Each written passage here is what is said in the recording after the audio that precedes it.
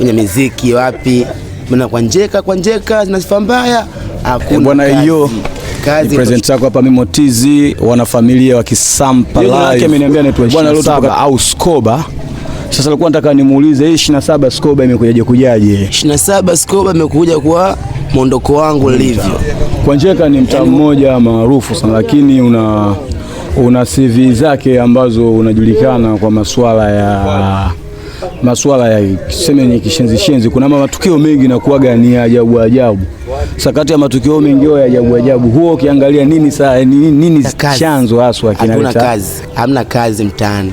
Kwa maana kukuta watu vijana, wasichana wari wanadondoka tu ovyo kwenye muziki wapi, maana kwa njeka zina sifa mbaya.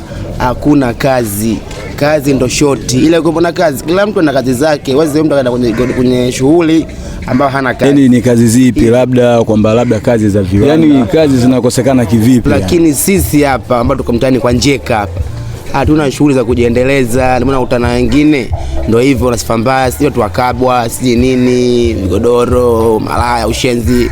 Ni kipi hasa ni muonekano gani wao wanauweka mpaka unajua huyu ni utumbo ndizi, huyu ni chura? Ni muonekano gani wa mwanamke akiwa kwenye style hiyo unajua huyu ni utumbo, huyu ni chura? Na kama huyu ni utumbo au ni chura, sababu mtu anavyojiweka. Uta mwanamke anajielewa. Haiza kama mwanamke akavaa kidera akina nguo ya ndani, unaona kidera kinapasa mpaka huku, ule unamaanisha nini? Unajirahisisha nao. Sisi wenyewe vijana sasa hivi watoto 2000 tunakwambia huyu ni utumbo. Lakini mtu mwenye akili zake hawezi kwenda kwenye shughuli mtu msichana akamwambia yule bwana utumbo, kama unamvunja heshima. Lakini wapo wanawake style hiyo unaitwa utumbo.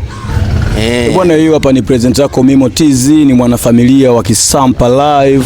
Bwana, hapa tuko mitaa ya kwa njeka. Leo tunapita story kadhaa maskani hivi, tunapita kila sehemu kwa Hampens. Unajua usikae mbali, show zinaendelea, tunaendelea kukutana na masela kujua changamoto za mtaa. Kisampa Live na mtaa, hapa ndo nyumbani kwetu.